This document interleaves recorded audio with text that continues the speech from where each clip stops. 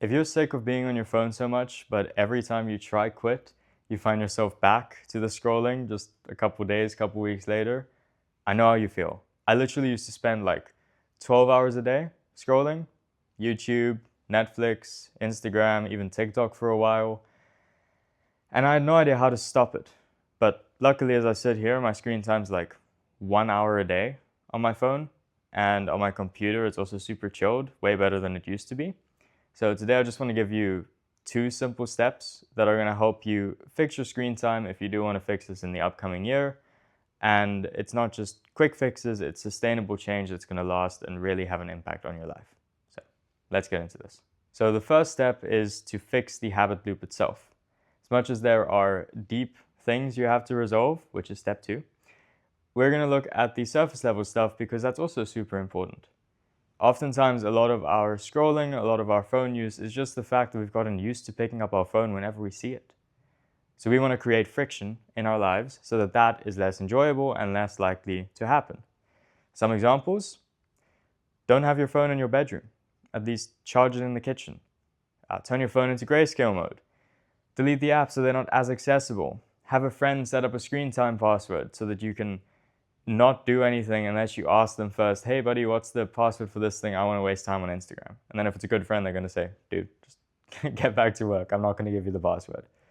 All of these little changes, they may not fix the issue completely, but they are going to spare you a couple hours a day, and they are going to free up a lot of mental bandwidth, which you can use to then deal with step 2.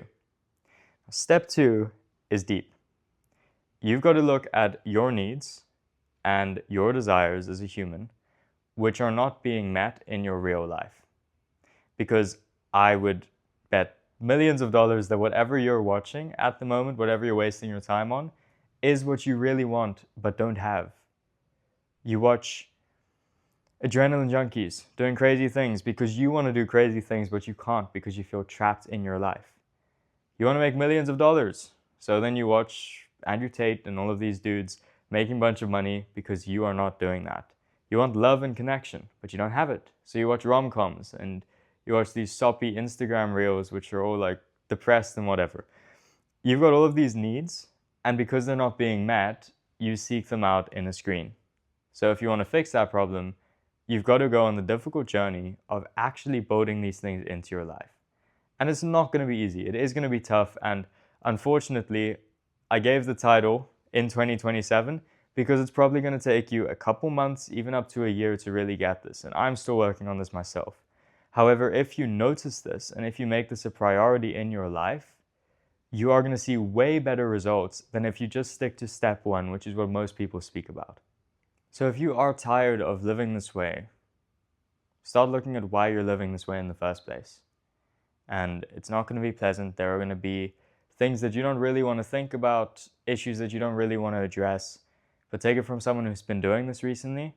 Bringing these things out of the shadow and acknowledging them is the best decision that you could make for yourself. So thanks so much for watching. I really do appreciate it. And I hope this video helped you out. I'll chat to you soon.